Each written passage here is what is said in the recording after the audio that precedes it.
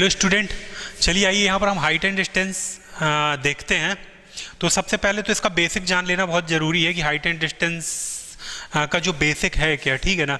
तो यहाँ पर मैं आपको एक बात बता दूँ कि जब आप किसी ऑब्जेक्ट को अपने से ऊपर की तरफ ऑब्जर्व करते हैं, जैसे कि फिगर में दिखाया गया है, आप क्या हो, ऑब्जर्वर हो। ऑब्जर्वर का मतलब पॉइंट ऑब्जर्वर।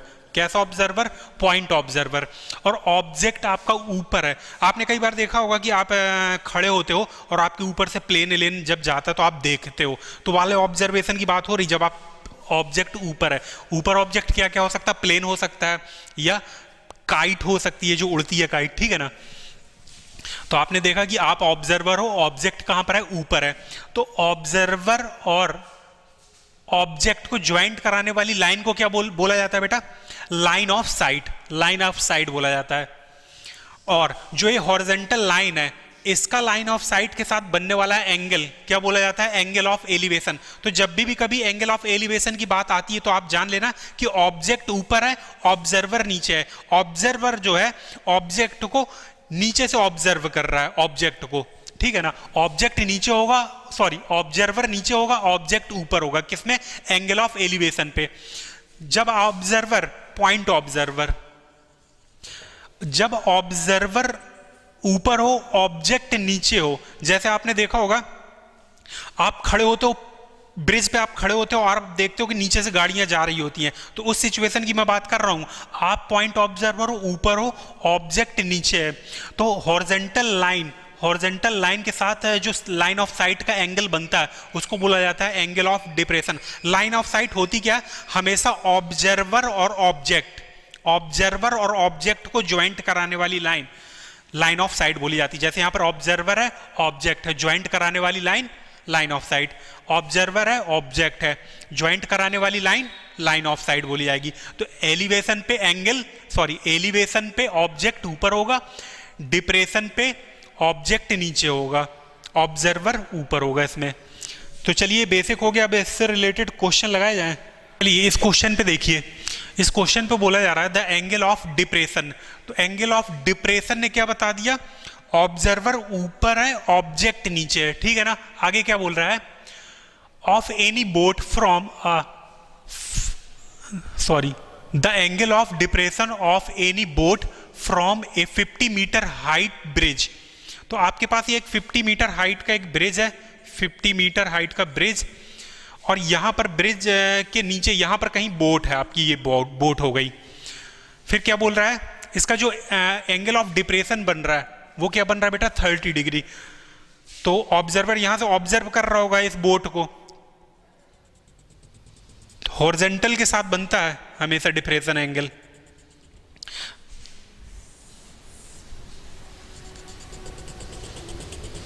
तो ये एंगल आपका कितना दे रहा है? Angle of depression. Depression angle क्या होता है? हॉरिजॉन्टल लाइन के साथ जो लाइन ऑफ साइट एंगल बनाती है उसको बोलते हैं डिप्रेशन एंगल। नीचे की तरफ जब ऑब्जेक्ट हो, तो ये आपका ऑब्जेक्ट हो गया और ये ऑब्जर्वर है। हमें निकालना क्या है यहां से? कह रहा find the horizontal distance between boat and bridge. तो ये आपका ब्रिज हो गया, ये ब्रिज हो गया, ये बोट। हमें ये वाली डिस्टेंस फाइंड आउट करनी। इस पॉइंट को मैंने नेम दे दिया ए बी, और ये पॉइंट हो गया आपका सी हो गया। हमें निकालनी कौन सी डिस्टेंस है? BC। तो BC डिस्टेंस हमें कैलकुलेट करनी है। ये एंगल आपका क्या है? 30 डिग्री।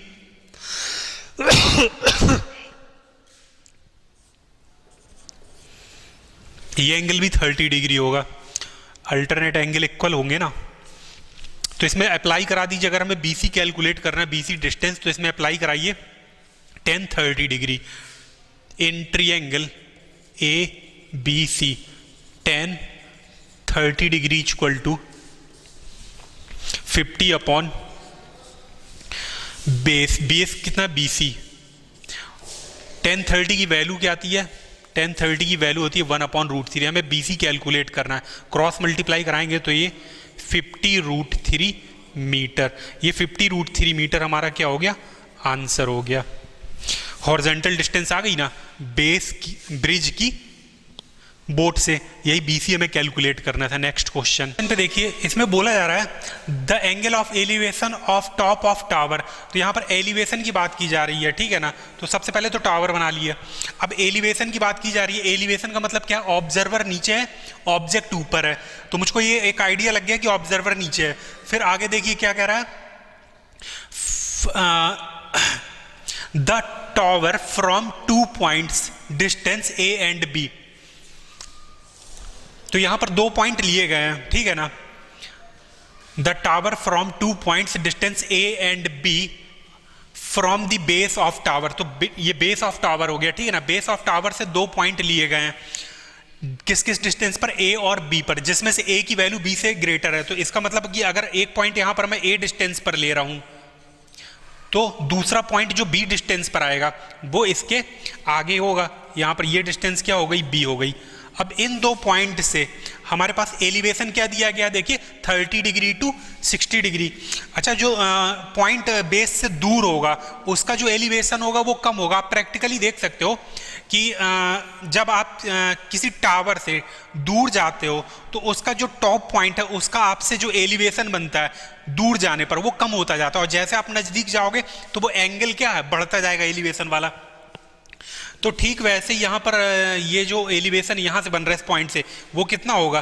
30 डिग्री। और जब आप आगे जाओगे तो एंगल क्या होगा? एलिवेशन का बढ़ेगा, एंगल ऑफ एलिवेशन क्या होगा? बढ़ेगा। तो ये हमारे पास 30 डिग्री हो गया और ये 60 डिग्री हो गया। फिर इसने बोला है फाइंड करिए हाइट ऑफ टावर। तो मैंने इस पॉइंट को नेम ले लिया A, B, C, D।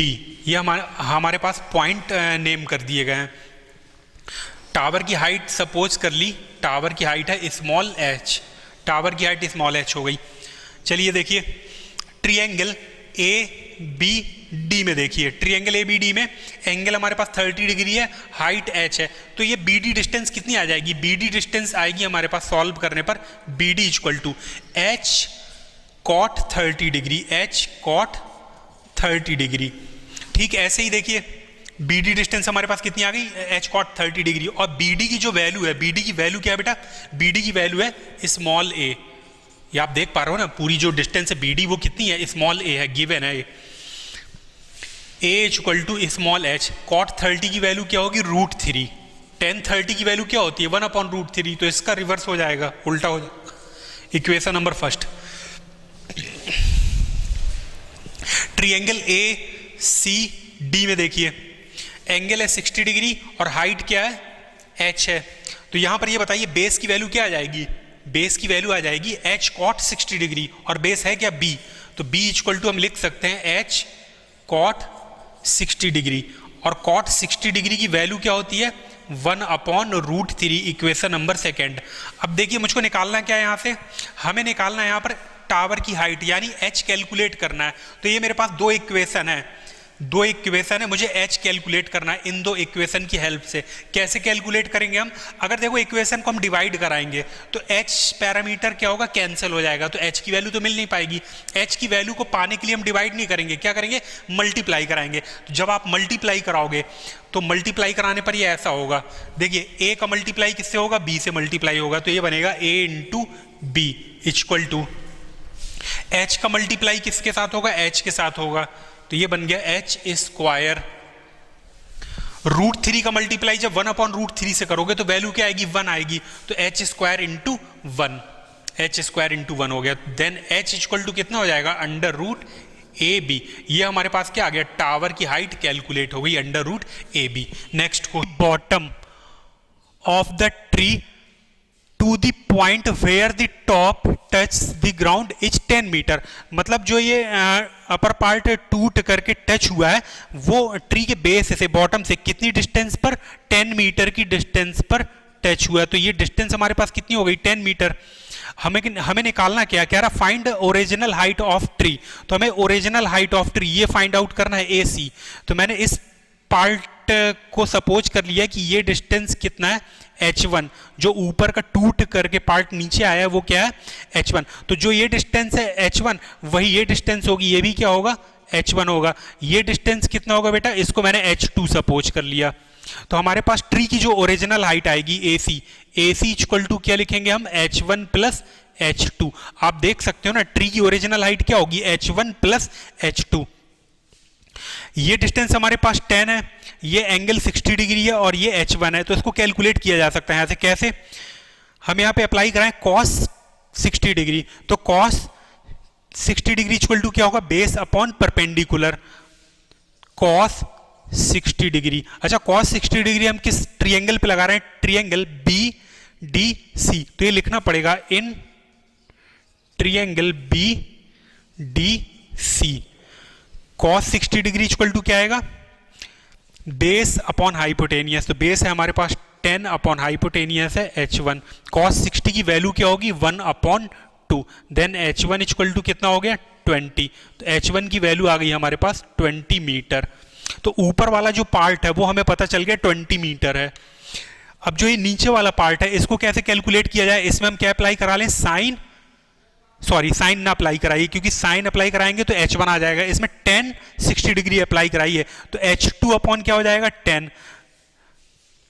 इसी ट्रिएंगल में अब हम लगा रहे हैं tan 60 degree, tan 60 degree equal to आएगा tan 60 degree equal to base upon tan 60 degree equal to आएगा perpendicular upon base H2 upon 10। tan 60 की वैल्यू होती है √3 equal to H2 upon 10, H2 equal to √3 into 10, यानी 10√3 metre हो गया। हमारे पास tree का जो ऊपर वाला पार्ट है वो भी कैलकुलेट हो गया है और नीचे वाला पार्ट भी कैलकुलेट हो गया है 10√3। तो अब हम यहां से ट्री की ओरिजिनल हाइट निकाल सकते हैं। AC इक्वल टू कैसे निकाला जाए, AC इक्वल टू हमारे पास H1 प्लस H2, तो H1 की वैल्यू है 20, H2 की वैल्यू है 10√3 मीटर, 10√3। तो ये हमारे पास आंसर आ गया। यहाँ से 10 कॉमन ले लीजिए, 2 प्लस √3 मीटर, ये आंसर आ गया। नेक्स्ट क्वेश्चन,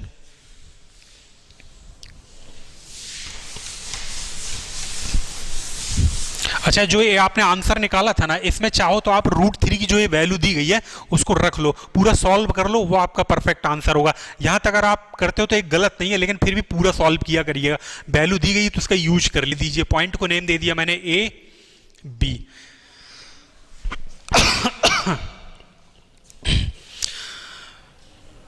हमारे पास जो रिवर की जो बिट्स दी गई थी, रिवर की जो ब्रॉड दी गई थी, कितनी दी गई थी 100 मीटर। तो यहां से यहां तक की ये जो लेंथ है PQ, ये 100 मीटर हो गया। सॉल्व किया जाए, देखिए यहां पर इस ट्रिएंगल पे देखिए, ट्रिएंगल ABP में देखिए एंगल है 30 डिग्री, हाइट कितनी है बेटा स्मॉल h। तो बताइए ये जो बेस है कितना आएगा, बेस कितना आएगा, बेस आएगा PB equal to angle 30 degree, height h, तो बेस कितना आएगा h cot 30 डिग्री। ठीक ऐसे ही ट्रिएंगल ABQ में देखिए हाइट h है, एंगल है 45 डिग्री, तो बेस कितना आएगा BQ इक्वल टू आएगा h cot 45 degree, h cot 45 degree. PB को सॉल्व कर लीजिए, PB की जो वैल्यू आएगी सॉल्व करने पर cot 30 की वैल्यू होगी √3, तो ये बन गया h √3। tan 30 की वैल्यू होती है ना 1/√3, तो इसका रिवर्स कर लीजिए तो √3 आ गया ये। BQ equal to h, cot 45 की वैल्यू 1, तो मेरे पास PB की वैल्यू आ गई, BQ की वैल्यू आ गई, तो PB की वैल्यू कितनी आई h √3, तो यहां से यहां तक ये डिस्टेंस कितनी हो गई h √3। BQ की वैल्यू कितनी है h। अब देखिए अगर मैं इन दो डिस्टेंस को ऐड करा दूं तो किसके इक्वल हो जाएगा, 100 के इक्वल हो जाएगा। तो मैं लिख सकता हूं यहां से h √3 plus h equal to कितना होगा बेटा 100 होगा, 100। h मैंने यहां से कॉमन ले लिया तो ये क्या बन गया √3 प्लस 1 इक्वल टू 100। अब देखिए इस फैक्टर को आप क्या करोगे, नीचे डिवाइड करोगे तो h इक्वल टू आ जाएगा h equal to 100 upon √3 plus 1। Solve करने पर इसका जब आप रेशनलाइज करोगे तो ये बनेगा यहां पर 100 इंटू √3 माइनस 1 अपॉन, अब देखिए √3 प्लस 1 इंटू √3 माइनस 1 की वैल्यू क्या आएगी 3 - 1 कितना हो गया 2। 100/2 की वैल्यू क्या हो जाएगी बेटा, सॉल्व करने पर ये हो जाएगा यहाँ पर 50 हो जाएगा। तो हमने क्या पा लिया, ट्री की हाइट कितनी पा ली 50 इंटू √3 - 1 मीटर। अब चाहो तो आप यहाँ पे √3 की वैल्यू रख के इसको और भी सॉल्व कर सकते हो। तो ये हमारा आंसर हो गया। नेक्स्ट क्वेश्चन, इस क्वेश्चन पे देखिए, इसमें बोला जा रहा है the angle of elevation of a cloud from a point h meter above a lake is alpha. तो यहां पर एक लेक की बात की गई, तो ये मैंने लेक बना लेना है, लेक।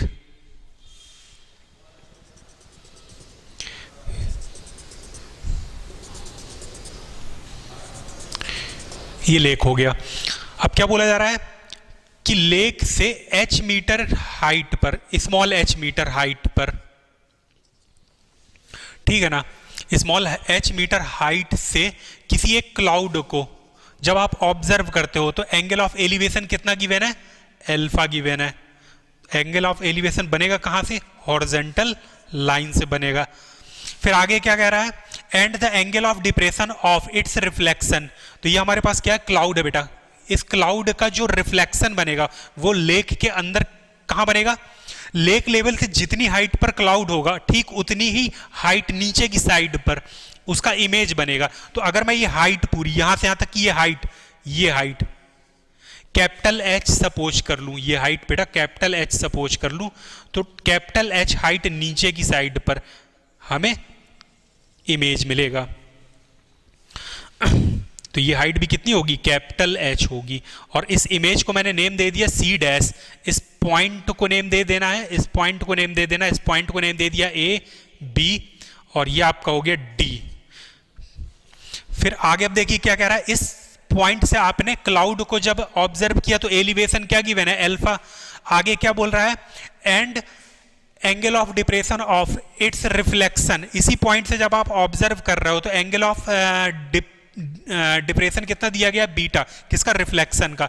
तो ये हमारे पास एंगल ऑफ डिप्रेशन दिया गया है, बीटा दिया गया है।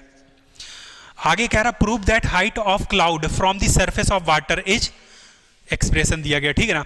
तो सरफेस ऑफ वाटर ये है हमारा, सरफेस ऑफ वाटर, ये सरफेस ऑफ वाटर है। सरफेस ऑफ वाटर से क्लाउड की हाइट यानी कैपिटल H की वैल्यू हमको ये प्रूव करनी है। चलिए सॉल्व किया जाए। इन ट्रायंगल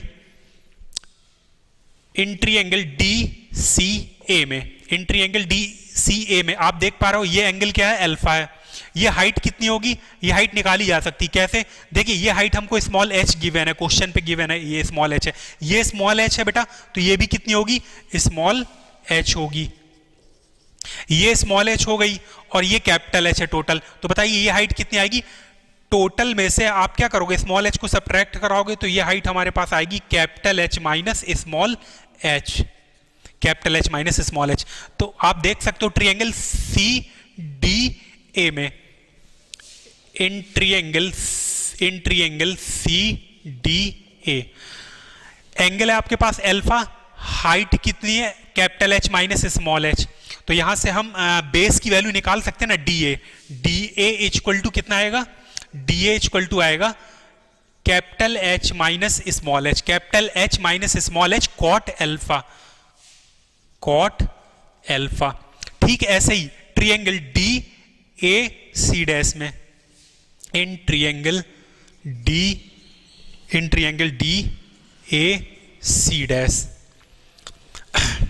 DA की वैल्यू मुझको निकालनी। देखिए DA हमारे पास क्या है यहाँ पर, ये DA क्या है, DA बेस है और ये इसका क्या है बेटा, ये इसका परपेंडिकुलर है और ये क्या है यहाँ पर, एंगल है बीटा। तो देखिए मुझको DA की वैल्यू निकालनी इस ट्रायंगल में, तो DA इक्वल टू मैं कैसे निकालूंगा, एंगल है बीटा और ये हाइट कितनी है, हाइट है हमारे पास टोटल ये वाली हाइट, देखिए कितनी है ये हाइट, आप निकालिए small h plus capital H। तो मैं कैसे निकालूंगा, capital H plus small h into cot beta. आप देख सकते हो ना एंगल बन रहा है बीटा और ये हाइट कितनी है, capital H plus small h। तो मैंने DA की वैल्यू निकाल ली, DA equal to capital H plus small h cot beta. अब यहां से देखो DA की वैल्यू और DA की वैल्यू ये दोनों कैसी होंगी, इक्वल होंगी। तो इन दोनों इक्वेशन से मैंने राइट हैंड साइड इक्वल कर दिए। तो जब आप इक्वल करोगे तो ये बनेगा capital H minus small h cot alpha equal to capital H plus small H cot beta. यहां से मैं इसको अंदर मल्टीप्लाई करा रहा हूं, इसको अंदर मल्टीप्लाई करा रहा हूं, तो ये बनेगा capital H cot alpha, capital H cot alpha minus small H cot alpha equal to capital H cot beta plus small H cot beta. Capital H वाले टर्म्स को एक तरफ कर लो, स्मॉल एच वाले टर्म्स को एक तरफ कर दो, और कैपिटल एच जब कॉमन लोगे तो ये बनेगा cot alpha minus cot beta equal to small H common ले लीजिए तो ये बन गया cot beta minus cot alpha. अब यहां से मैंने क्या किया, इसको मिटा दिया। कैपिटल एच की वैल्यू हमको फाइंड आउट करनी है। वाटर सरफेस का जो ये लेवल है, वाटर सरफेस लेवल से क्लाउड की हाइट यानी कैपिटल एच हमको कैलकुलेट करना है। तो कैपिटल एच कैलकुलेट करने के लिए इस फैक्टर को नीचे डिवाइड करा दीजिए। तो capital H equal to small H cot beta minus cot alpha upon cot alpha minus cot beta. Capital H equal to, अब इसको आप क्या करोगे, 10 में चेंज कर दोगे, इसको भी 10 में चेंज कर दो। क्यों? क्योंकि हमको जो अपना एक्सप्रेशन चाहिए, आंसर चाहिए, वो किस में चाहिए, 10 के टर्म में चाहिए ना, 10 के टर्म में। तो इसको आप क्या लिख सकते हो, 1/10 बीटा, 1/10 बीटा। इसको क्या लिख सकते हो, 1/10 अल्फा। इसको 1 अच्छा ये आपका जब ये यहाँ जाएगा तो प्लस में होगा, तो यहाँ पर तो प्लस आएगा, यहाँ पर ये आपका प्लस है। जब आप चेंज करोगे इसको तो इजीली चेंज हो जाएगा, ये 10 beta plus 10 alpha upon 10 beta minus 10 alpha. Change कैसे किया, इसको हमने क्या कर लिया, 1/10 beta plus 1/10 alpha, 1/10 alpha minus 1/10 beta. फिर एलसीएम ले लीजिए। जब आप एलसीएम लोगे तो नीचे के जो डिनोमिनेटर वाले पार्ट हैं वो कैंसिल होंगे, हमारे पास ये आंसर आ जाएगा। तो ये रिजल्ट हमारा प्रूव हो गया। क्लाउड की हाइट आ गई कहां से, वाटर सरफेस से। नेक्स्ट क्वेश्चन पे देखिए, the shadow of a vertical tower. तो ये मैंने एक वर्टिकल टावर बना लिया, वर्टिकल टावर हो गया। कह रहा था shadow of vertical tower on level ground, ये ग्राउंड बना लीजिए, is increased by 40 meter when altitude of sun change from 60 degree to 30 degree. तो यहाँ पर ये जो टावर है इसका देखिए, सन यहाँ पर कहीं होगा, तो इसका जो एल्टीट्यूड बन रहा है वो चेंज कहाँ से कहाँ तक हो रहा है, 60 डिग्री टू 30 डिग्री। इसका मतलब जो ये एंगल है 60 डिग्री, जब आप आगे चलोगे तभी तो इसका जो एलिवेशन है वो चेंज होगा ना, इससे कम होकर के 30 पे, तो ये आपका चेंज हुआ है 30 डिग्री। अब देखिए ये जो टावर है इसकी जो इमेज है वो कितनी इंक्रीज हो गई, 40 मीटर, ऐसा बोला गया क्वेश्चन पे, 40 मीटर इंक्रीज हो रही है। तो ये हमारा इंक्रीज पार्ट हो गया, किसका, शैडो का, ये इंक्रीज पार्ट हो गया। अब मैं यहाँ पर पॉइंट के नेम दिए दे रहा हूँ ए बी क्या हो गया, टावर हो गया, और इसका जो शैडो है वो इंक्रीज हुआ कितना, 40 डिग्री। कब, जब एलिवेशन सन का चेंज हुआ 60 से 30 डिग्री। इस पॉइंट को नेम दे दिया मैंने सी, और ये हो गया डी। हमें इसे फाइंड करना है, फाइंड हाइट ऑफ टावर। तो हाइट ऑफ टावर मैंने सपोज कर ली स्मॉल एच। अब देखिए यहाँ पर in triangle A B C में आप देख सकते हो एंगल है हमारे पास 60 डिग्री, हाइट है एच। तो ये डिस्टेंस कितनी आ जाएगी, ये डिस्टेंस आ जाएगी बेटा, ये डिस्टेंस आ जाएगी एच कॉट 60 डिग्री। ये डिस्टेंस आ गई हमारे पास H cot 60 degree.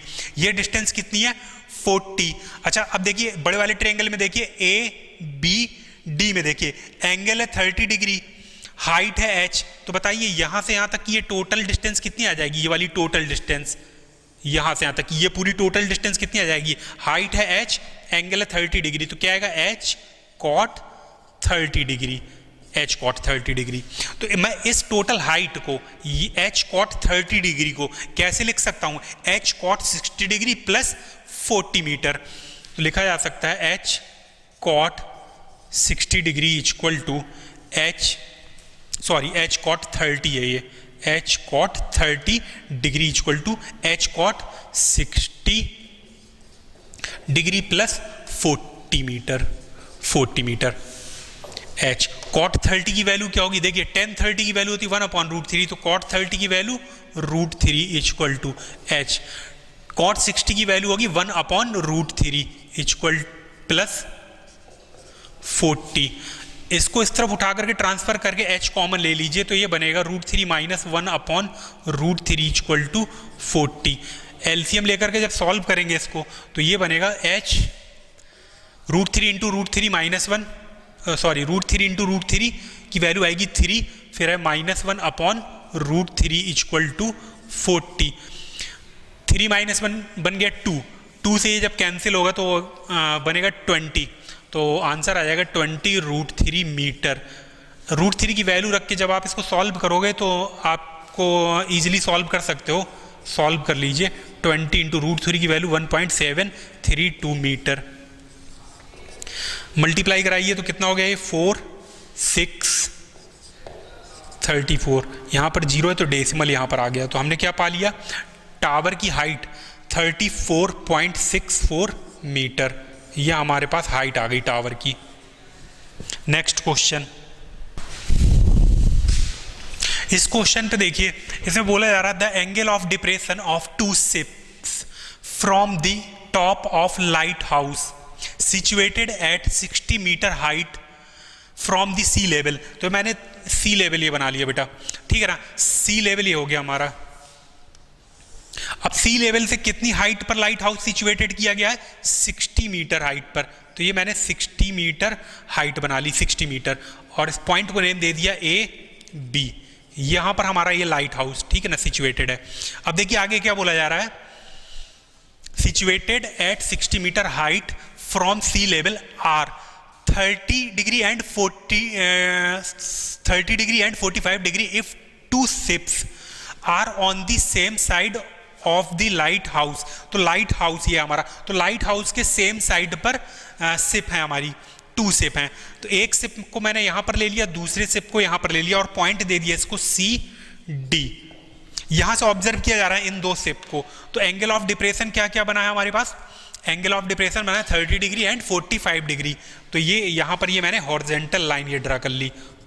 Angle of depression horizontal line से बनता है ना, इसको आपने इससे ज्वाइंट करा लेना है और एक लाइन ऑफ साइट हमारी ये हो गई। तो यहाँ पर ये एक एंगल ऑफ डिप्रेशन बन रहा है 45 डिग्री, तो किस ऑब्जेक्ट के लिए बनेगा, सी के लिए। 30 डिग्री किसके लिए बनेगा, ऑब्जेक्ट डी के लिए। तो ये 30 डिग्री हो गया और ये टोटल कितना हो गया बेटा 45 और ये 30 हो गया। हमें निकालना क्या है, इन 2 शिप के बीच की डिस्टेंस फाइंड आउट करना। तो इन 2 शिप के बीच की डिस्टेंस को मैंने स्मॉल एक्स सपोज कर लिया। अच्छा देखिए यहाँ पर ये हॉरिजॉन्टल लाइन है और जो सी का जो लेवल है वो भी कैसा हॉरिजॉन्टल है। तो ये दोनों लाइनें कैसी हो गई, पैरेलल हो गई। अगर ये पैरेलल है तो ये जो है लाइन हमारे पास ट्रांसवर्स लाइन है। ट्रांसवर्स लाइन है तो ये अल्टरनेट एंगल क्या होंगे बेटा, इक्वल होंगे। यहाँ पर देखिए ये ट्रांसवर्स लाइन है, ये एंगल क्या बन रहा है 30 डिग्री, तो ये भी क्या हो गया 30 डिग्री। ये एंगल हमारे पास 40 डिग्री है, तो ये एंगल भी कितना हो गया 45 डिग्री। 45 डिग्री हमें निकालना है x की वैल्यू। कैसे निकाली जाए, देखिए ट्रायंगल ए बी सी में, देखिए ट्रायंगल ए बी सी में देखिए एंगल है 45 डिग्री, हाइट है 60 मीटर। तो बताइए बेस कितना आ जाएगा, बेस आएगा हमारे पास 60 इंटू कॉट 45 डिग्री। ये डिस्टेंस कितनी आ गई 60 इंटू कॉट 45 डिग्री। ये डिस्टेंस कितनी है x है यहां से यहां तक की। अच्छा देखिए ट्रायंगल ए बी डी में देखिए एंगल है 30 डिग्री, हाइट कितनी है 60। तो बताइए यहां से यहां तक का ये बेस कितना आएगा, यहां से यहां तक का जो ये बेस आएगा हमारे पास कितना आएगा, बोलिए। ये आएगा हाइट इंटू कॉट 30 डिग्री। तो अब देखिए 60 कॉट 30 को मैं क्या लिख सकता हूं, 60 कॉट 45 प्लस एक्स। तो फिगर से आप देख सकते हो ना, ये बड़ी वाली डिस्टेंस मैं कैसे लिख सकता हूं, छोटी वाली डिस्टेंस प्लस छोटी वाली distance. 60 cot 45 degree, 60 cot 30 degree, 60 cot 30 degree equal to 60 cot 45 degree plus X. हमें एक्स की वैल्यू कैलकुलेट करना है, तो इसको उठाओ इस तरफ ट्रांसफर कर लो। एक्स इक्वल टू कितना हो जाएगा 60 कॉट 30 की वैल्यू कितनी होगी 1/√3 सॉरी कॉट 30 की वैल्यू होगी √3 माइनस 60 कॉट 45 की वैल्यू क्या होगी 60 इंटू 1, कॉट 45 की वैल्यू क्या होगी 1, x इक्वल टू 60 मैंने कॉमन ले लिया तो ये बन गया 60 √3 माइनस 1 मीटर। तो ये हमें पता चल गया कि 2